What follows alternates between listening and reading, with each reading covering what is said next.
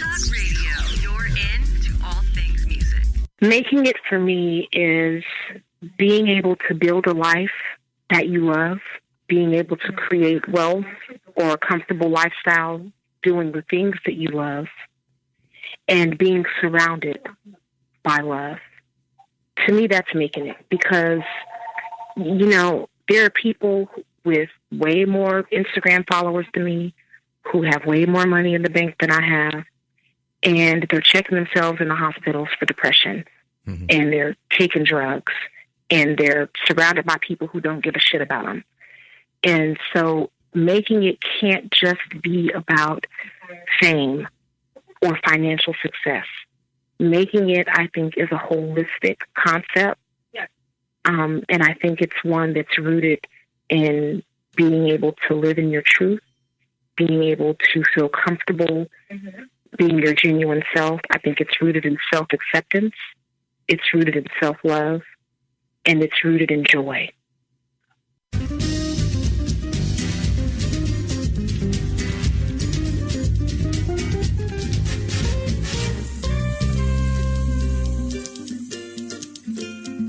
Welcome to Making It with Terry Woolman, the show that explores the secrets, successes, and strategies for making it in the music biz. And now, here's your host, Terry Woolman.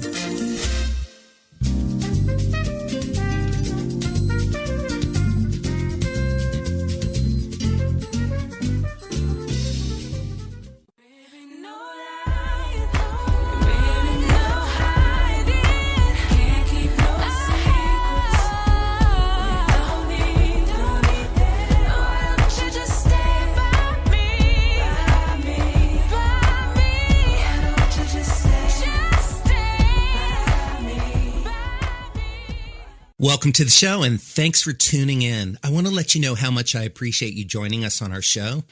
And if you missed our last interview, you can hear it and all of our episodes at entertalkradio.com/makingit, or download our app and take us with you. So often I get asked questions about the creative process, so I created this show to focus on what it takes to have a lasting career in the ever-changing landscape of the music business. You're really in for a treat, as I've invited my friends, some of the best and brightest in music, to share their stories on how they have influenced the music that has shaped our lives. I guarantee you're going to love it. So let's get started. My guest today is Frenchie Davis. Songbird Frenchie Davis is a world-renowned vocalist from Los Angeles, California, and a graduate of Howard University. Her theatrical credits include the Broadway cast of Rent, Dreamgirls, Cinderella Enchanted, Jesus Christ Superstar, and the national tour of Ain't Misbehavin, for which she earned a Grammy nomination. She was also a top 5 finalist on the first season of NBC's The Voice. An outspoken advocate for artists, the LGBTQIA+ community, and people of color, Frenchie continues to wow audiences with her unique and versatile talent. She is currently enrolled in graduate school, earning an MBA in music business, and she sits on the National Advisory Council for Human Rights Campaign's Historically Black Colleges and Universities project. Please welcome my guest today, Frenchie Davis. Hi, Frenchie. Hi, how are you? I'm doing well. It's really nice to reconnect with you. It's been a while. And it has. Yeah. And you're calling from a thunderstorm in New York City? Is that what's going on right now? In Philadelphia, yeah. In Philadelphia. Yeah.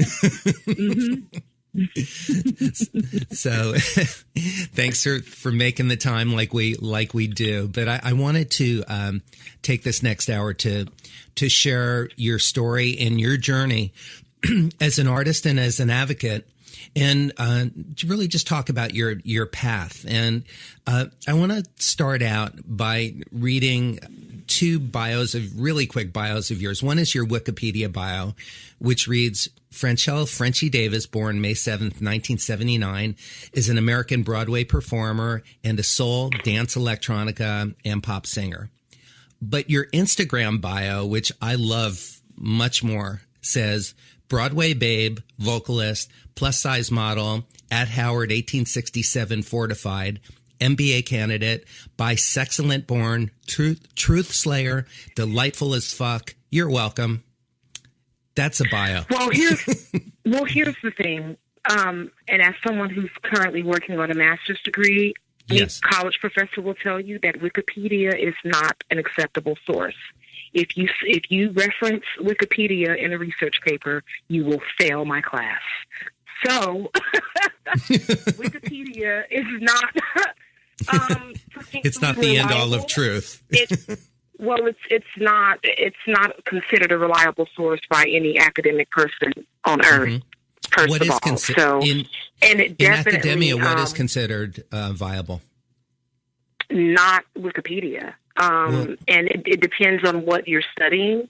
But I would say, I think that artists, can't be minimized to a Wikipedia bio. Those people don't know who the hell we are. They don't know us. They don't know our lives or our journey. And I know a few artists who've had to write letters to the Wikipedia people to have them edit something that was just inaccurate. So, I mean, that's the reason why when you asked for a bio, I sent you my bio and not a Wikipedia link. Absolutely. Yeah.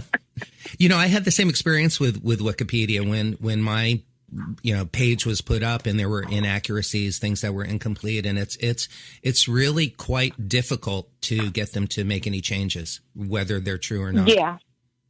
I've heard that. So it's kind of like, I never used Wikipedia as a habit. I never really used them as a reference, especially when I'm trying to know something about someone else. Because I think we all know artists who look at their Wikipedia bios like, what? Exactly. Who? Well, let's before we get into your history, let's talk a little bit about social media quickly. You've got almost 25,000 followers on Instagram. You have over 39,000 Twitter followers and 16,000 people following your Facebook artist page. But I saw that you don't have an active website right now. And I'm wondering why and what your thoughts are on social media and how active you are personally. I know your Twitter account is all you because it's always your voice and your truth and your point of view. Well, I don't really post on Twitter, so you don't. Okay. No, I don't. I rarely post on Twitter. If I do, it's like I posted on Instagram and clicked the share to Twitter option. Got it. And then the website is just under construction. That's all that is. So. Okay. So basically, your main point of expression in social media is Instagram? No, I use Facebook as well. So. Okay.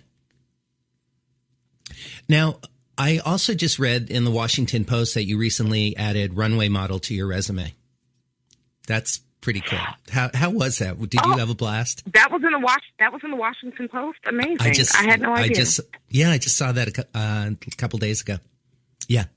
Yeah, I participated in a show for New York City Fashion Week for a clothing line called Studio 189. And it was started by a woman named Abrima Erwaya and the actress Rosario Dawson. And it was really exciting. I was the only plus-size model in the show. And I was the last model to walk down the runway. And then I got to close the show with a tribute to Aretha Franklin, and I sang Natural Woman. So that was just, that was an amazing experience. As a plus-size model to be on a mainstream runway and as a vocalist who there's not a singer alive who hasn't been influenced by what Aretha gave the world. So absolutely. Yeah. So that was a great experience. Was it fun or nerve-wracking or both? Oh, both. It's always, every opportunity for elevation is going to, be a little nerve-wracking. It's going to make you a little nervous. And, I feel like that's healthy. I feel like when you get to the place where you're not nervous anymore, then you might have to do something different. Right. I would agree with that, and that makes a lot of sense. You graduated, Frenchie, from Howard University, which is just quite a wonderful achievement. And you got a Bachelor of Fine Arts, and you're currently working on your MBA. And I've got two questions about that. How, with everything that you have going on career-wise, do you manage your time while you're in school and still out performing and working? And secondly, what prompted you to go back to get an MBA? Why is that important to you? Well, education in general is important to me. That's always been the way that I look at the world. I don't think that, I have parents who are both college educated, and I watched them struggle. I watched, my mother, a Black woman, with, advanced degrees, lose opportunities and promotions to white men who didn't have her education or her experience. And so, I watched my father experience similar things, where a white man with a high school diploma could get, preference for certain jobs over him, and he has 3 college degrees. And so for me, it was always instilled in me that education is important. My father would always say to me, education has liberated more people than all of the armies in the world.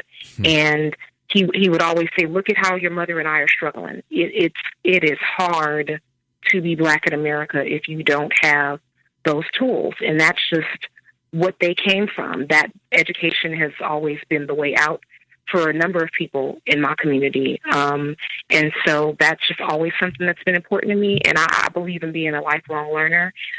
As far as why I ended up, or how I'm managing school with my career, I'm taking one class at a time per term. I'm just doing it, one class at a time because I, want to maintain good grades, but also have the time to be a working artist. And I ended up deciding to get the MBA for a number of reasons. At first, my ex and I, my ex-partner, she's very business-minded, and we had decided that we would apply for our MBAs together. And I, in part, made that decision because when you're an independent artist with no record label and, no team of, all these people working nonstop to make opportunities happen for yourself, you're the team working nonstop to make opportunities happen for yourself. And just by the nature of the business, I feel that most artists have to be entrepreneurial anyway if they want to keep working. And so just time and experience, and I got a chance to work as a co-executive producer on an independent film with Howard Rosamond, who worked on the Harvey Milk film.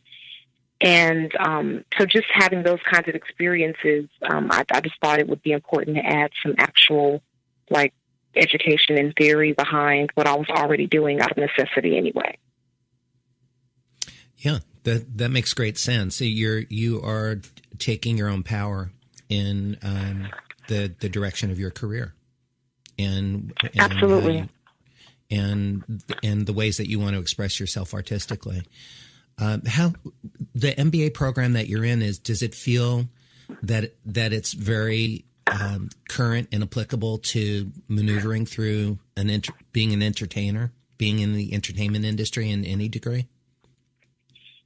I think that it's very current as far as this particular field of study, music business. I'm learning a lot in my research, particularly about just how technology is playing a role in how the industry is changing, and it's actually empowering a lot of artists. I'm realizing in my research that the pay per download, business model of iTunes, that's on the way out. Right. That's, music streaming is the future. Streaming accounted for, the highest profits that the music business has seen in over a decade. And in that same length of time, the number of downloads or CD purchases has declined to, nearly half the amount that it used to be. Right. And, you have artists like Chance the Rapper, who was listed like in a Forbes magazine article as one of the top 5 selling hip hop artists of the year, earning like $33 million. Mm-hmm. And he did that without selling one CD, without a major label, without, it was all digital. It was all through streaming. Right. I do think that this program has been very, I'm learning a lot every day just in the research that I have to do for the program. And,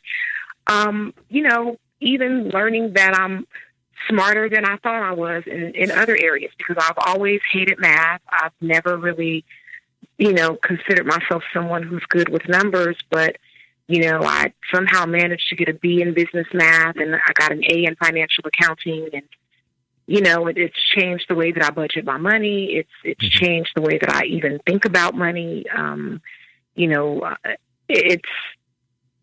It's applicable in so many other areas of my life as an artist, as a self-employed person, all of that. So, yeah, I think it's been tremendously helpful. I graduate at the end of next year.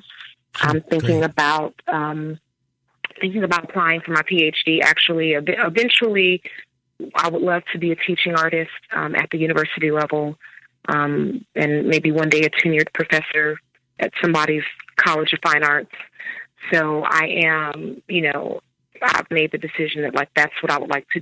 Education is my other passion outside of the performing arts, mm-hmm. and I think that to be able to teach at a fine arts college or in a fine arts program at a university would be a great way to merge those two passions as I, try to create space for, other things in my life. Because you know how it is when you live your life on the road and, mm-hmm. You don't always have time for other things. And I'm turning 40 next year, so I want to have time for other things, which means that I won't be on the road as often. The goal is to, live overseas maybe 3 to 6 months out of the year and then be here and teaching my students when I am here. Do you also envision, as you move into your 40s, making room for family or creating your own family? I do. I think that kind of thing has to happen organically. Mm-hmm. It's like not only crossing paths with the right person, but like crossing paths with the right person at the right time. And I'm not of the school of thought that that's something that you can force. Like that has to happen organically. And in the meantime, I'm just going to live my life. And, mm-hmm. When I meet someone who's like, who I think I want to have a family with, then, I'll figure out how to make space for that when the time comes. But now it's not that time. Yeah, you're kind of busy. Well, yeah. I support you both in creating a family life for yourself, but also your pursuit of education and wanting to teach, because both of my parents were school teachers. And I know, as you mentioned, both of your parents are highly educated. So we both were brought up with a great respect for education. Absolutely. Absolutely. Yeah. And, it's so interesting with my parents, particularly because like my dad, he grew up, he's like second, third generation college graduate, like his mom, my grandmother actually was, I think, the second Black pharmacist in Dallas, Texas. She grew up in Mobile, Alabama at a time where it was still illegal. They hadn't desegregated schools yet, so it was still illegal for her to go to schools in her state. So she left home at 18 and scrubbed floors in New Orleans to put herself through college. And then she put herself through pharmacy school. And then there were no hospitals or medical facilities in Louisiana that would hire a Black pharmacist. So she moved to Texas. And she ended up being the second Black pharmacist in Dallas. And then she decided she wanted to open her own pharmacy. And then she moved to California. And that's, where my father grew up, and that's how I ended up being raised in California. And it's interesting because, my father comes from that history. And then my mother grew up very poor in Long Beach. She's the first one in her family to go to college. And both of them, coming from completely different backgrounds, somehow ended up, being these parents who made huge efforts to instill the importance of education, and not only just education, but art. One of the things I'm most thankful for my mother for is that, we struggled and we didn't always have a lot of money, but my mother would save her money, so that she could take me to the opera once a year or take me to the Nutcracker. It was so important to my parents that we never felt lesser than people who maybe had exposure to more money or more resources than we did. And I never felt lesser than. I always believed that I could, as long as I made my education and bettering myself a priority, that I could go in the world and do whatever the hell I wanted. And I thank my parents for that. So, and you're very fortunate in having your mom and dad, with such a clear vision for, in a culture where, as you just so clearly and eloquently said, being Black with an education doesn't guarantee work, or the same level of work. So, but you were still taught the passion and the importance of bettering yourself through education and knowing. And I love that they included the importance of art as well in your upbringing. Tell me, like, when you were a little girl growing up, what was it like in your family? Do you have brothers and sisters? Are you the only artist? What was your young Frenchie childhood like? My childhood was filled with music, actually. I mean, my parents, it's crazy. Like, my parents' art collection, their books, and their album collection are the things that I remember most about my childhood household. They just always had this beautiful African-inspired art around, and whenever I had a paper due for school, I never had to go to the library, there was always a book in that house that could help me with my schoolwork, always.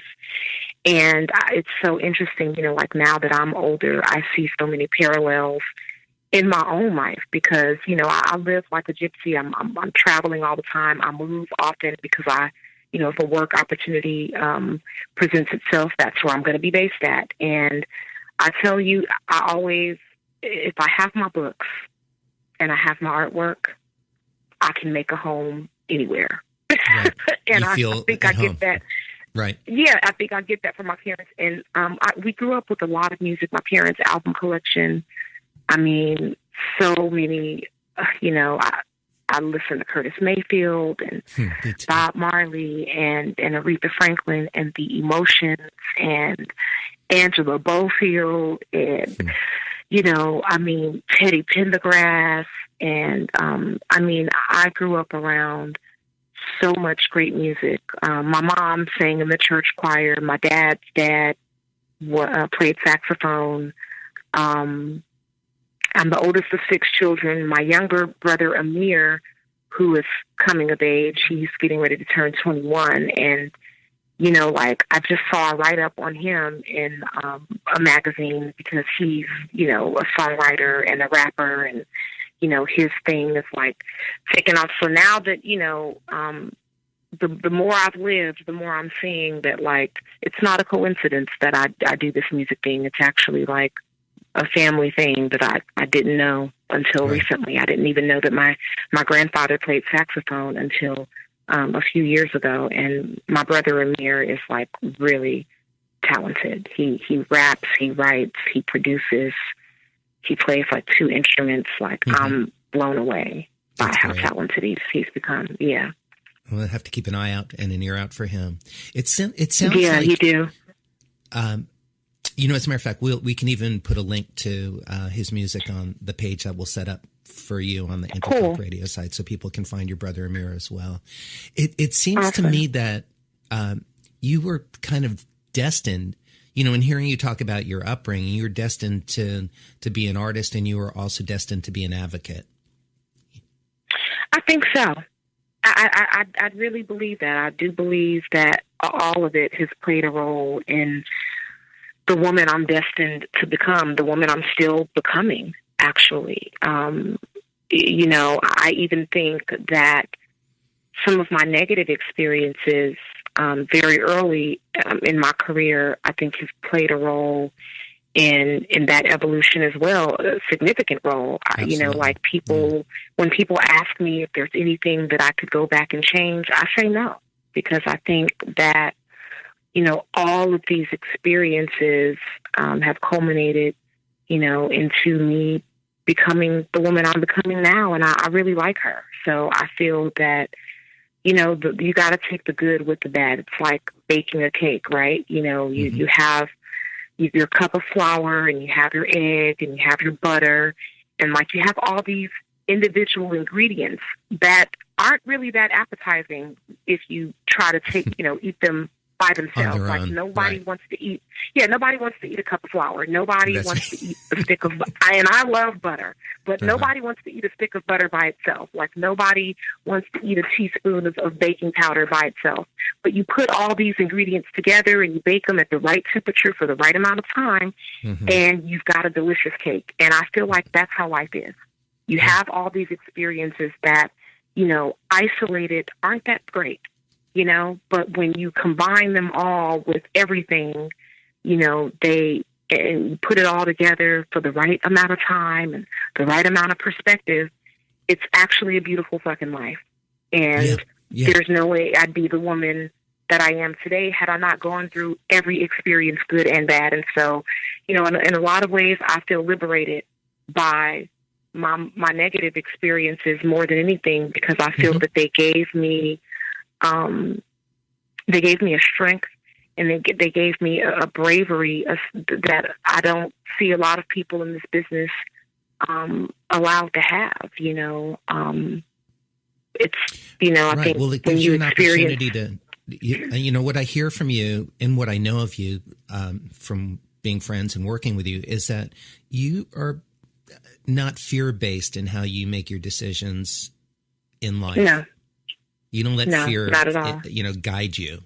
It might, I mean, you're a smart woman. It might come up as one of the ingredients of how you make your decisions, but I've never seen you motivated or detained by fear.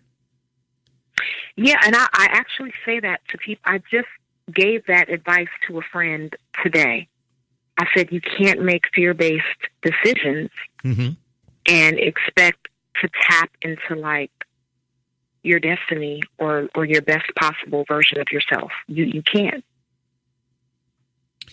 And that means you're going to fail. Right. You're going to fuck up. Absolutely. Absolutely. You're going to have disappointments. You're going to get hurt. You're nobody can escape that. Even the most beautiful people in the world have had their hearts broken. Even the most talented people in the world have been told no. None of us can escape that. None of us can escape rejection or heartache or disappointment or loss, So it's like how you pick up the pieces, that's really what determines winners. Like a winner ain't nothing but a loser who kept going. That's right. Say that again. Man. A winner ain't nothing but a loser who kept going. And because you can't point one winner out to me who hasn't experienced loss or disappointment. You can't. It's impossible. Right. And so it's like you have to make your peace with the fact that you're going to suffer a little bit. And it's, you got to take chances. And if, let me tell you something. I'm not a member of the Beehive at all. Like some Beyonce fans are insane. But let me tell you one thing that woman said that was ministry to my spirit. She said, I'm not a gambling woman, but if I'm a bet on anybody, it's going to be myself. Yeah. And I share that with your listeners in the hopes that they adopt that mantra for themselves. If you don't bet on nothing else, bet on you. That's great Because advice. even if you lose, there's a win. There's a win somewhere down the line, even if you lose. And I'm speaking, you know, as a plus size, almost 40-year-old model who just walked on a runway at New York City Fashion Week last week. Right. And there are so many things, if you write that down on paper, that the person reading it would say that's not even supposed to happen. Right. That doesn't exist. Well, it does now. Right. We just changed that. we rewrote that one. So, exactly. Glass ceiling got another crack in it. You know what I mean? So you are referring to things that have made you stronger, things that have been a struggle or challenges that we've all had. Is it true that when you were 19 at Howard University, there was a period where you were homeless? There was. That must have been incredibly challenging, trying to keep it together at one of the finest schools in the country. And how did you become homeless? How did that happen, coming from such a beautiful family? Well, what happened? I was putting like I came from a beautiful family. Beautiful family doesn't mean wealthy. And I was putting myself through school. And there was a school year where I couldn't afford housing and my tuition. And so I slept on couches. Sometimes I slept in the school library. I made photocopies of friends' books because I couldn't afford to buy my own books. Mm-hmm. Like, it was very bare bones. Like, I could pay my tuition and that was it. And that was the case for a while. And I was, working 2 jobs and taking 18 college credits. Mm-hmm. The average full-time college student takes 12 to 15 college credits. I was taking 18 and working 2 jobs and supporting myself. Right. And it was, but I thank God I had professors and friends and a lot of times I kept some of my struggles a secret from my parents because I didn't want them. They had 5 other kids to take care of, and I was 3,000 miles away, and I didn't want them to worry. And, it's interesting because when I talk about where I grew up, I say I grew up in LA, but in a lot of ways I grew up in Washington, D.C. too, because that's where I learned how to be an adult. That's where I learned how to make sacrifices to take care of myself. That's when when life forced me to figure it the fuck out because I couldn't call mom and dad to rescue me. Right. And I had so many friends who their parents had them on allowances, and if they were broke, all they had to do was just ask their parents to put some money in their account. Like, I didn't have it like that.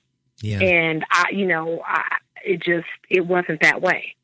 And, but I'm like I said, I'm thankful for it because I don't mind working hard for what I want. And I even had to sit out of school for a while. And then my career started, my junior year of college. I was cast in a production of Jesus Christ Superstar with a theater company in Germany. I went to Germany for a year. And then when I got back from Germany, I was invited to return to do Little Shop of Horrors. I did that. When I got back, I auditioned for American Idol. And 3 months after leaving American Idol, I joined the Broadway cast of Rent. So I actually didn't go back and graduate until May of 2014. And now I'm working on my master's degree. But you were right because you began performing in Rent in 2006, and you stayed with that cast for 4 years, I believe. Earlier than that? I joined the cast of Rent. Yeah, I joined the cast of Rent in 2003, okay. And I was in the show until 2007. Got it. And so I was in the cast for 4 years, and then right after leaving the show, I did a one-woman show about the gospel singer Mahalia Jackson.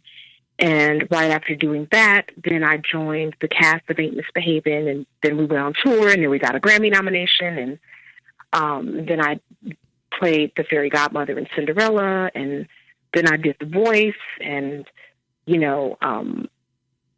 so like all of this happened, and before you knew it, it was like 10 Broadway shows and 12 years later, 13 years later. And I went back to school in 2013. I had saved up enough money to finally pay that final year's tuition without, completely impoverishing myself. And I went back and I did it. And it was one of the proudest moments of my life. Like, you gotta finish what you start. And it was really a proud moment. It's interesting because I was born on my parents' graduation day when they graduated from college. And my dad was at my graduation, and he said, it's so funny. I remember, your mom holding you, when I was getting ready to walk across the stage for my graduation. I remember looking at you thinking, if I can live to see this child accomplish what I'm accomplishing today, then I've done good. And, so that was a cry moment with my father and I. And he got to see me walk across that stage. I finished. I did it. Man, you have so much to be proud for. Frenchie, how did your studies at Howard University prepare you for working on Broadway? You're already clearly explaining how your life experience prepared you, but what about the actual classes?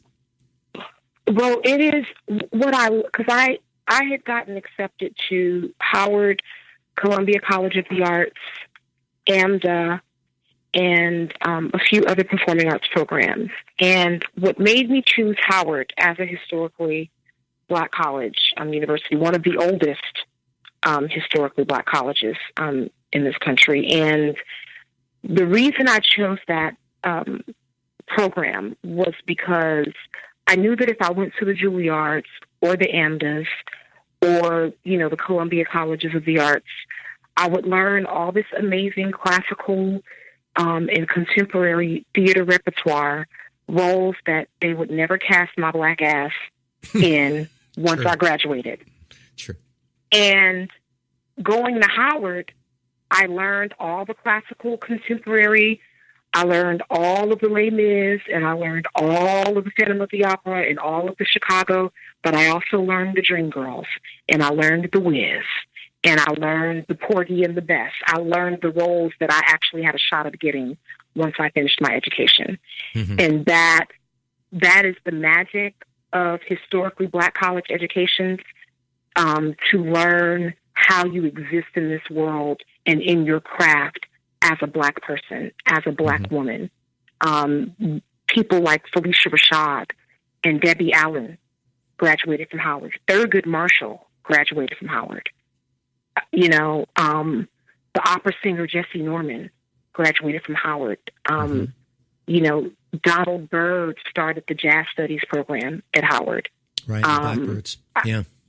Yeah, it just historically, it has been one of the most safest and nurturing spaces for young Black artists trying to find themselves mm-hmm. and trying to find how they fit in the world as artists and as Black people. And that is why I chose Howard, because of its legacy and its history of doing that. And if I had to do it all over again, I would.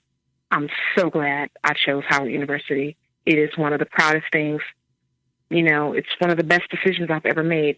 Chad Boseman from Black Panther, he was in his junior year at Howard when I was a freshman. Mm-hmm. Susan Kelechi Watson, who plays Beth on This Is Us, she was a student with me at Howard. Mm-hmm. The new artistic director for the Apollo Theater was a student with me at Howard. We are everywhere, and I'm so proud that I made that choice. I hear that from any of my friends who attended Howard. It's the same. There's such a love and respect and a pride for being part of that community, and I've never really heard the reason why besides the obvious. So thanks for really shining some light on that. That makes so much sense in right. every Thank way. You. Yeah. But take me back to Rent for just a a moment. I was curious, what do you remember most about showing up on your first day of work when you joined the cast of Rent? Well, it was my first time being in New York, and I had auditioned on a Thursday. I found out I got the role on Friday, and I started rehearsal the next Tuesday. And I had a week to find an apartment, and I didn't know anything about it. I just remember being terrified and excited all at the same time. And my very first apartment in New York was this little studio in the West Village, next to all the gay clubs. I sat on my fire escape and watched the Gay Pride Parade drive down my street. I was on Christopher Street, which is, the gayest street in America, arguably. And I mean, it was just to have that whole experience, the West Village apartment and being in a Broadway show. And I mean, yeah, I was dating an Albanese dancer at the time. I mean, it was an amazing time, and it was scary and exciting, all at the same time. And I really learned how to enjoy my own company during that stage of life, because New York, there's 10 million people there, but it can be very lonely. Yeah. But I really learned how to create my own sense of community no matter where I go. I learned that living in New York.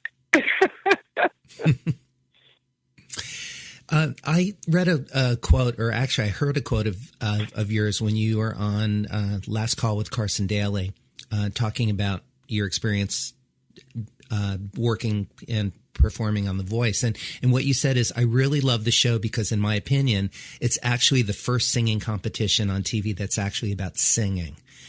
And I'm curious, what was your biggest surprise and also your biggest disappointment in doing that show? Because, of course, you had already been on Idol, and this was a complete new experience. But my surprise with doing The Voice, when you heard the format of the show and you're like, oh, they just go by what you sound like and they turn their chairs around. On paper, that looks like an amazing concept that's rooted in talent. Mm-hmm. But what they don't tell you is they're going to pick the song that you sing beforehand. And, you don't you're going to be fighting for songs. And, really the artists who get to sing whatever they want are usually the ones who, the producers probably favor. Mm-hmm. There's fine print in our contract, that the producers can choose at their discretion how they count the votes. I think, but I knew to expect it to be some bullshit, at least in part, just because of everything I went through with American Idol. Mm-hmm. But I think what's disappointing, not for me specifically, but I just think in general, what's disappointing about the show, and even though I didn't have a particularly positive experience that I totally don't want to relive with American Idol, what I will say about the show is that I think that they did a really good job at supporting the rising star of the people who came from the show. It's look at Kelly Clarkson, to the moon. Look at Fantasia. Look at Jennifer Hudson, who wasn't even in the top 10. And I mean, so I will say that despite my own experience with American Idol, I can give them props for their ability to do that. What disappoints me about The Voice is that you've seen all the judges and coaches on the cover of every magazine, but who won last year? Where's their magazine cover? Where's the music? Because every time the judges or the coaches come out with a new song, they get to debut it on The Voice. But meanwhile, we don't know what the hell is happening with anybody who's ever been on the show. Right. Nobody, not even the winners. I don't even know who won last year. Right. Or even, for example, our friend Javier Colon, who won that first year. I love Javier, and me too. I love Javier. Yeah. And I saw the contracts that we signed to be on the show. So he gave up a lot of his publishing. He gave up a lot of the ownership of his music to be on that show. And if they put half into the winners of the show that they put into the coaches and the judges, they might actually have a star-making machine. That's right. Because there's no reason for Javier to not be, huge. Huge. Yeah. There's just no reason. And I mean, shout out to Blake Shelton and, who is actively taking an interest in the people that he selects for his team. Ella Nolan, the married couple, who they didn't even make it past the battle rounds my season, but they were on Blake's team, and Blake continued to, support them. They ended up having like the #1 folk album in the country that year or the following year. Dia Frampton, I know she went on tour with Blake.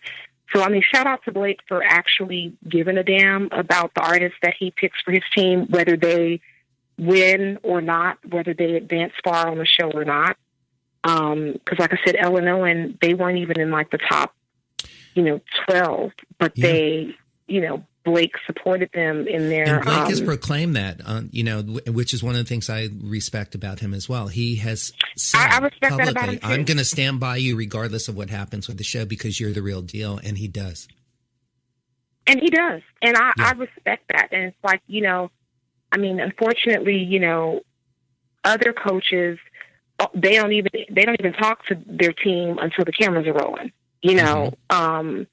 And I'm not going to say no names, but that it's not what you see on the camera is not how they interact with the contestants on the show when the cameras are not rolling. But I will say that Blake did just seem his energy was just genuine.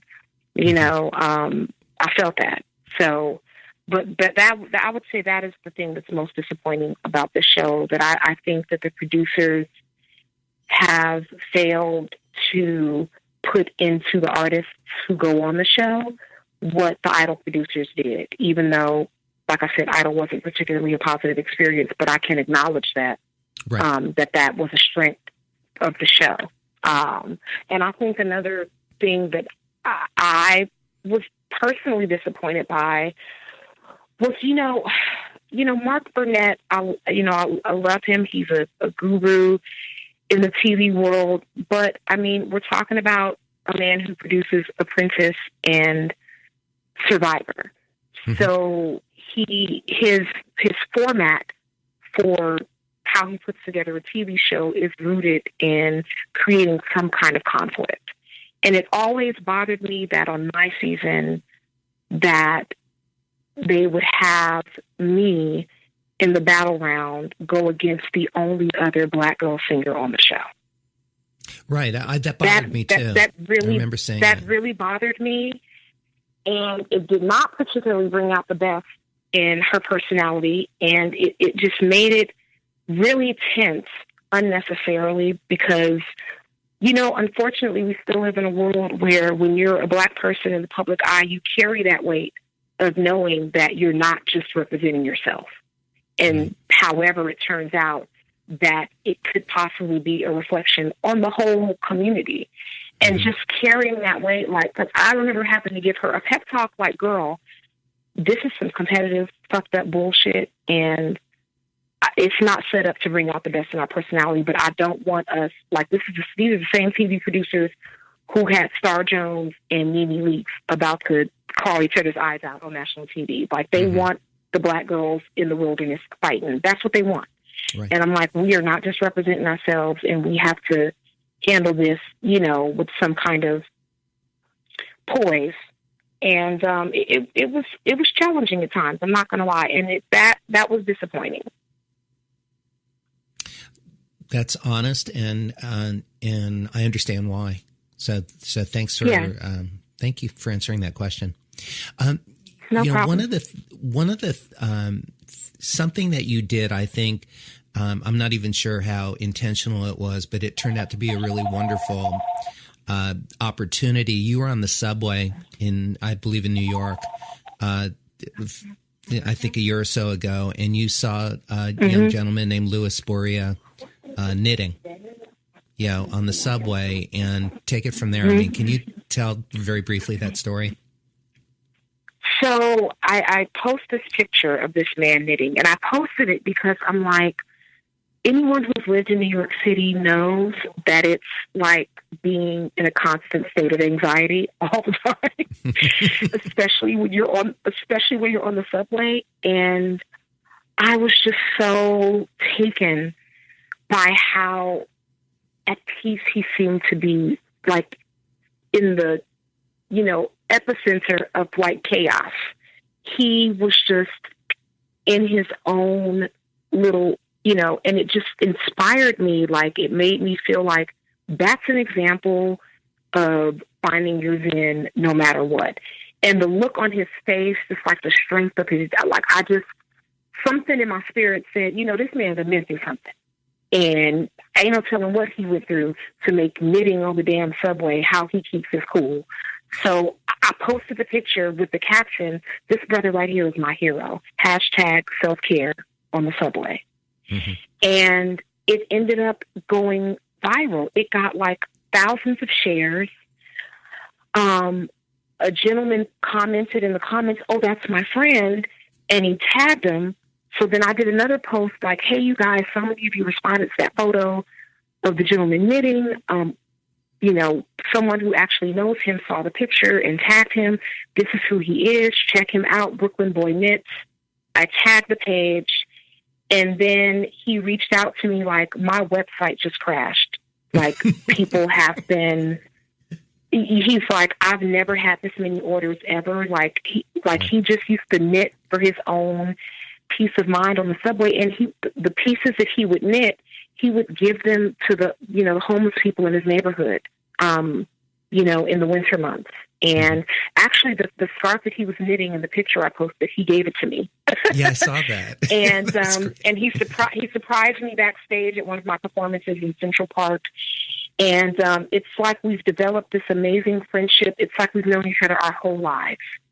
And what made that moment, just seeing, he's been on the news, he's been on TV shows, he's teaching knitting classes now. They have him going to prisons, talking to men about, getting rid of toxic masculinity and not being ashamed to do things like knitting, if that's what gives you peace of mind. And what I love about how this all came together. And wait, the friend who commented that knew him, turns out I met the friend in New York like 11 years ago.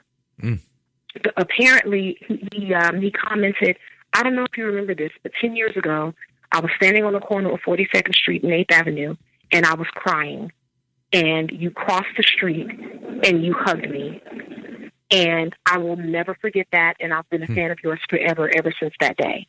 I don't even remember hugging that man. Right. But it sounds like some shit I would do. That's right. And what I loved about it is that you don't know how the universe will use you to bless somebody else. You don't know how the universe could use somebody else to be a blessing to you. You don't know the impact that you can have on somebody else's life. First of all, the fact that I shared the damn photo and then his website crashed, it made me look at myself differently. Right. Like, wow, bitch, you're actually impactful in the world, Yeah. And it was inspiring in so many ways, just because of the way it all unfolded. And you just never know why you will cross paths with someone. You never know what someone is going through. Mm-hmm. You never know what pain people are trying to work through. And so it's just like, always try, and I'm not always good at this, but always try to show up as the best possible version of yourself, because you could end up blessing someone in ways that you can't even imagine. And like he reaches out to me all the time and tells me I changed his life, and I just posted a picture. Right. And that,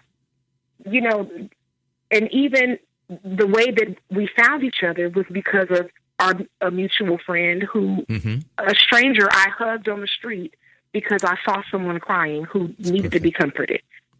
And, I need to sometimes interject, French. Yeah, we're in the last 4 minutes of our show. We're almost out of time, so I apologize for interrupting. But that leads us to my 3 closing questions that I ask all of my guests, and the first is a 2-part question.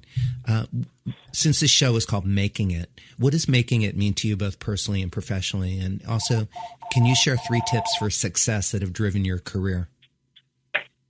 Making it for me is being able to build a life that you love, being able to create wealth or a comfortable lifestyle doing the things that you love, and being surrounded by love. To me, that's making it, because, there are people with way more Instagram followers than me who have way more money in the bank than I have. And they're checking themselves in the hospitals for depression, and they're taking drugs, and they're surrounded by people who don't give a shit about them. And so making it can't just be about fame or financial success. Making it, I think, is a holistic concept. And I think it's one that's rooted in being able to live in your truth, being able to feel comfortable being your genuine self. I think it's rooted in self-acceptance. It's rooted in self-love. And it's rooted in joy. Well said. 3 tips for success that have driven your career. Be mindful of the people that you have around you. And by mindful, that means that sometimes you're going to love people, and that doesn't necessarily mean that they're supposed to be in your life. And, Terry, we don't have time to go into detail about this, but you watched me go through one of the hardest breakups of my life from one of the most toxic relationships I've ever been in. And I learned so much from that relationship. I learned so much from that breakup. And, I would say put, like, boundaries are important. Make sure that you put yourself first. And by put yourself first, that doesn't mean, be selfish and not be willing to give to others. That means that, your self-worth has to be asserted in every relationship in your life. That's family, that's lovers, that's friends. And the people who are supposed to be there, they won't have no problem respecting those boundaries. They won't have any problem honoring your worth. And so I say put self-worth, self-acceptance first, and be very mindful, exercise discernment when it comes to who you allow to be in your life. And when if the conversation gets dry after you share good news, pay attention to that shit. Because some people, everybody doesn't know how to show up in a friendship. Everybody doesn't know how to be supportive. And some people expect you to stay exactly where you at. They're counting on it. Exactly. We have basically about 30 seconds left. My final question, at this point of your life, Frenchie, with everything that you know to be true, what would you tell your younger self?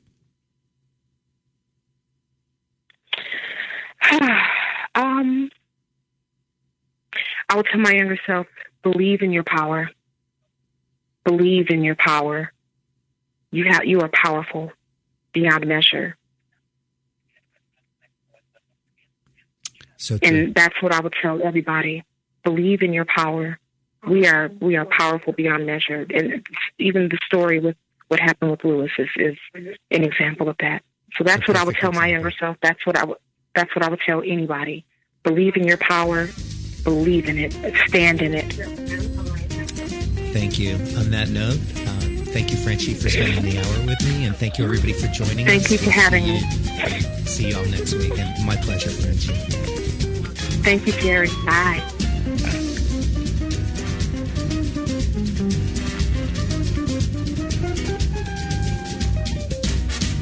Tune in again next week for another great episode of Making It with Terry Woman. This is Jackie Bertoni from Jackie's Groove. Come join me weekly on my journey through the music business as I take you behind the velvet rope, interviewing industry notables such as Al Di Meola, Michael McDonald, and Al Jarreau, to name but a few. Listen to their stories on being in the studios recording #1 hits and onto the stages throughout the globe. Allow me to be your music historian. You can hear me live every Monday at 2 p.m. and every Wednesday at 12 noon Pacific Standard Time or 24/7 on jackiesgroove.com. Ready to get your groove on? Hi, this is Tim Dolbear from Eclectica Studios. I'm a full-time mixing and recording engineer. I work with Grammy winners, labels, and indie artists, using state-of-the-art digital mixing and restoration tools and the very best in analog gear. Really, though, it's my ability to bring tracks to life and fulfill your vision for your music. This has made me sought after by producers and artists worldwide.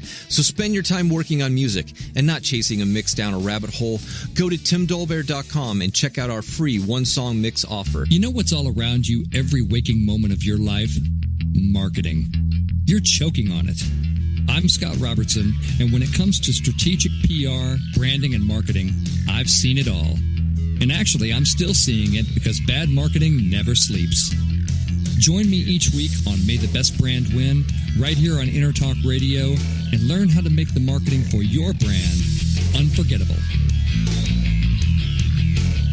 Are you serious about your music? Are you ready to run with the big dogs? The experts at Pitbull Audio have the gear to get you into the game. From leading manufacturers like Mesa Boogie, Fender, Pioneer, and American Audio. To sound your best, you need the best. Pitbull Audio can deliver in rehearsal, on stage, and into the big time. Dropping beats, shredding guitar, or making the crowd roar. Whatever you dream, Pitbull Audio can help make it happen. We are Pitbull Audio. We want you to play it loud. Pitbullaudio.com.